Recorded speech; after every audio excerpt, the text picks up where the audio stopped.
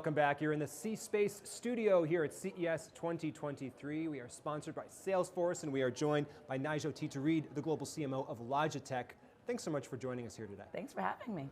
What does the Logitech brand mean in 2023? I think I know what Logitech does in terms of webcams. I think probably most people know that, but how do you define the brand?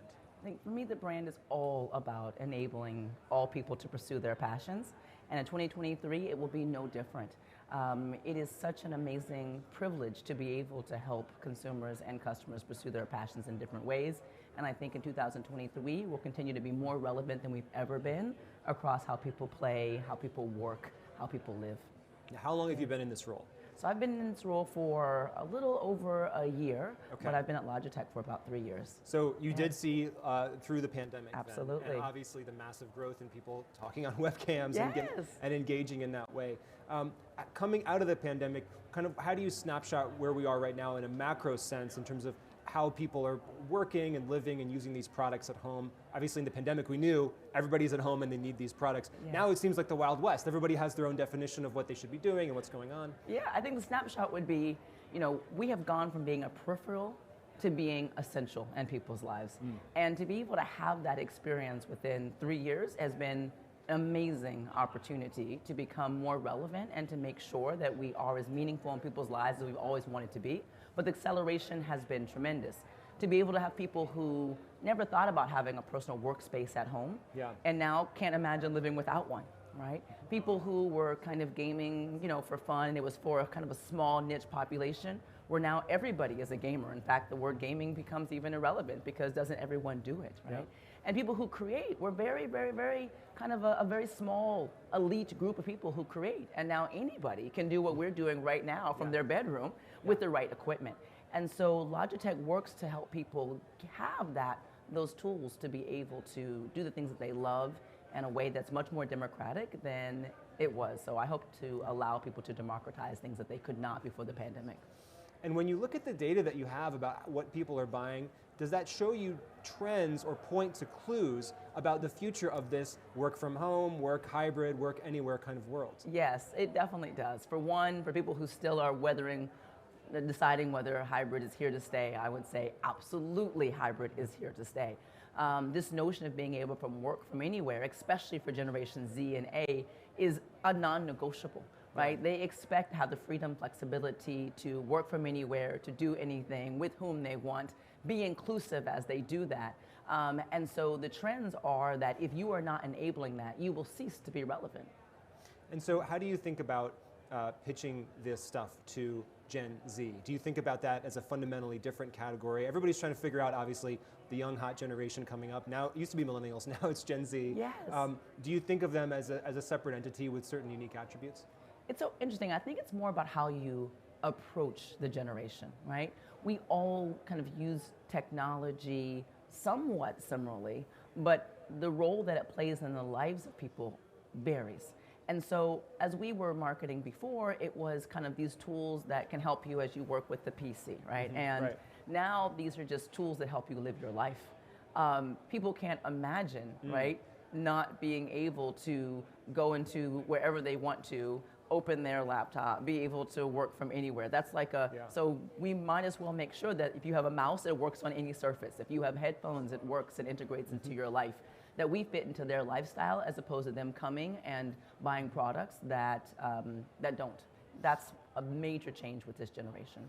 I understand that you're responsible for both marketing and direct-to-consumer e-commerce at Logitech. So how do you kind of coordinate or think about those two sides of the business? So to me, they're not two different sides to the business. I think there was a time when it was e-commerce over here and kind of big brand marketing over here. Now I don't know how you can have a brand and provide a relevant experience without taking it to e-commerce. And so the opportunity that we all have as marketers is to bridge that gap and to make sure that your hardware, your software, your e-commerce, your stories, your values are all the way through the funnel. And that people don't see a difference in when they see something, a commercial, and when they go online to purchase or on social media. And so integrating those is really where I see the change. A lot of the way that people may experience your products is indirectly because people that are creators that they are watching are using these products, and some of them, if they're webcams, for example, the webcam isn't on camera because it is the camera. Yes. So then how do you build your brand into those influencer experiences when they're using those products, and then how does that permeate out to the people who are consuming that content? That's such a great question, and it's not so easy for a brand to do. I think one of the ways that we have decided to do that is not necessarily work to use creators, but to be able to partner with creators in a way that allows our brand to come to life. It is a very different approach as a CMO, where you were very used to historically owning and controlling your brand.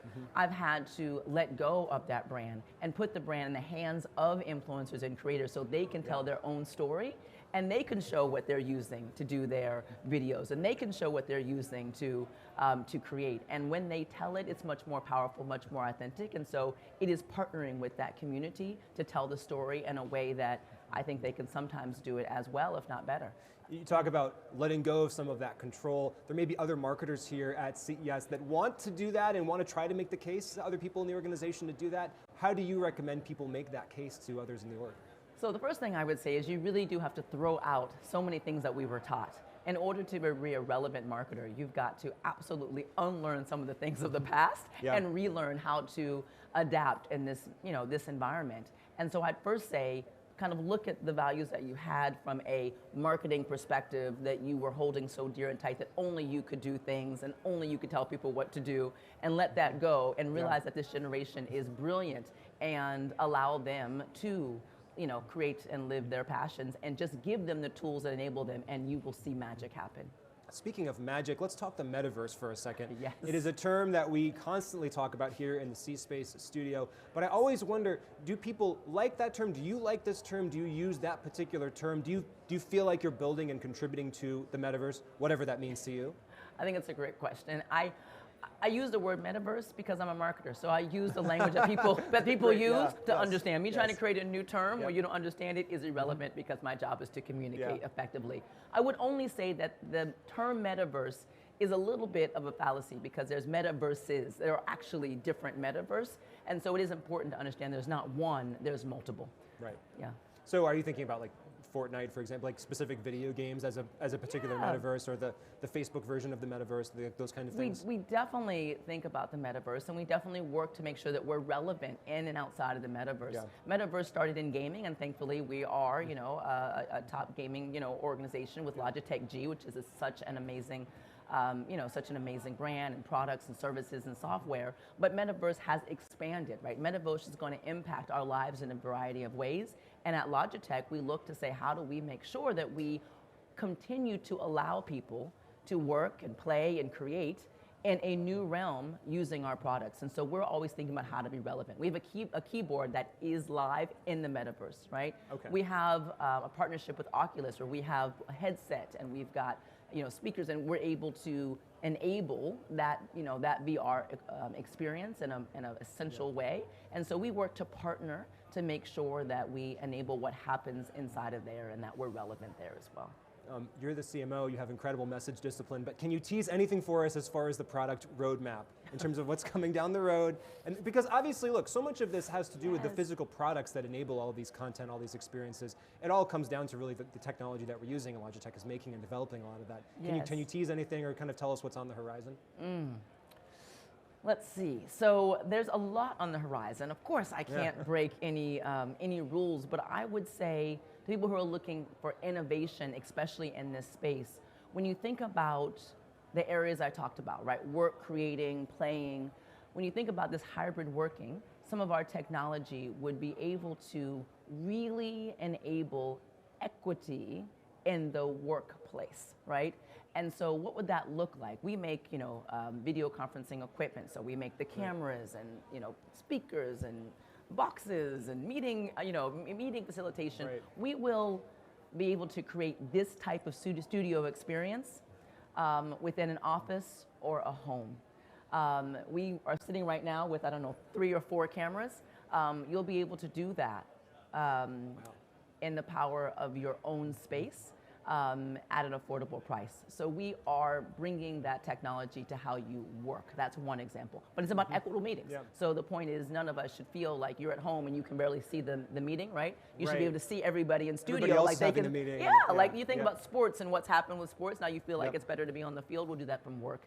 And I can keep going on, but there's a lot. Well, that's so cool. I can't wait to Yes. interview you in that kind of new technological environment. Final thought, you started your career at Procter & Gamble, I believe. Yes. Is there a lesson from there that sticks with you as you are now in this high-tech space? Absolutely. I think what Procter & Gamble has always instilled is put the consumer first at the center of everything that you do.